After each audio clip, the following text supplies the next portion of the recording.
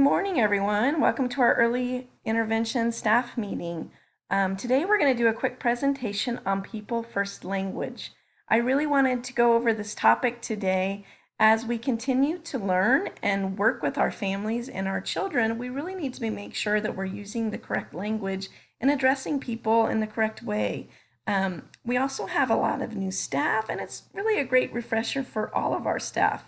We're doing a lot of teaming together. We're doing a lot of team meetings, and I really think it's important, even when we discuss our children and our families within our office, it's really important for us to really consider people first language. So I wanted to start with this presentation. First of all, what is people first language? People first language is language used to communicate appropriately and respectfully with and about individuals with a disability. We emphasize the person first, not the disability. Why do we use people first language? Using people first language is good manners and shows respect. It acknowledges the person, then their strengths, interests, and lastly, their disability. It can change the way we see a person, and it can change the way a person sees herself.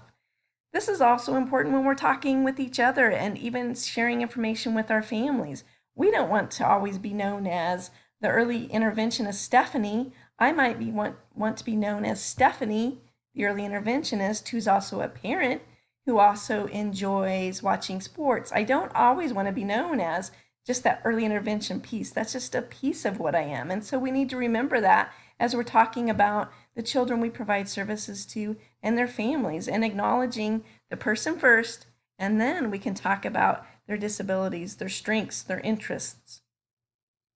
Let's look at some statistics. First of all, people with disabilities make up our nation's largest minority group.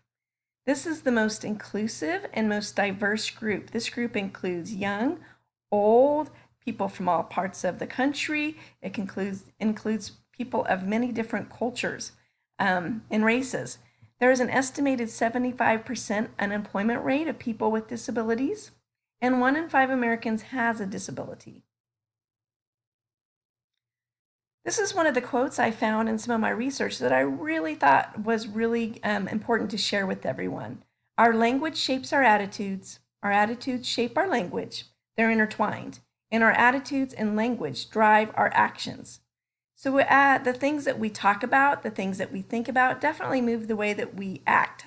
And working with our families, it's very important that we show them and their children respect and use the correct language as we're talking about our early intervention services and talking about disabilities and the child. Person first language. These are some of the things that we need to be saying.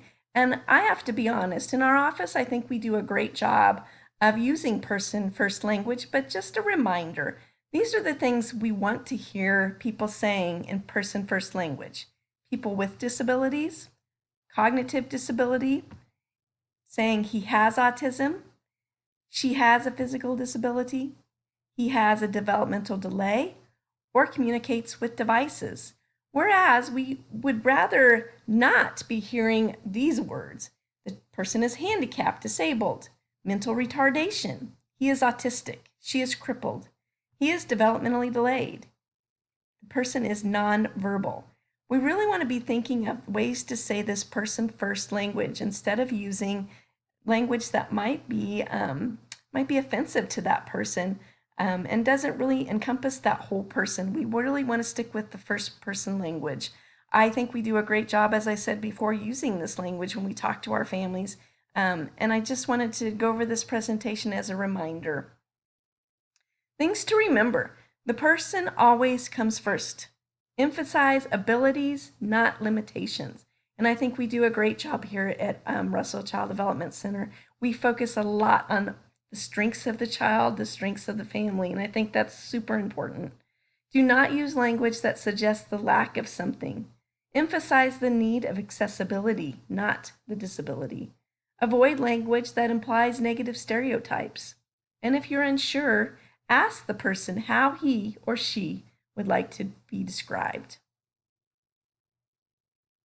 Closing thoughts. Words are powerful.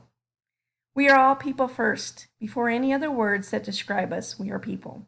And everyone is unique, and we need to embrace that in each other.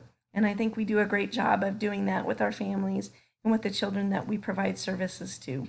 And I appreciate the work that you ladies do in doing that with our families. I just wanted to close on this quote. The greatest discovery of my generation is that human beings can alter their lives by altering their attitudes of mind. So just remembering that is important, the way that we are thinking and talking about our families. It really does matter.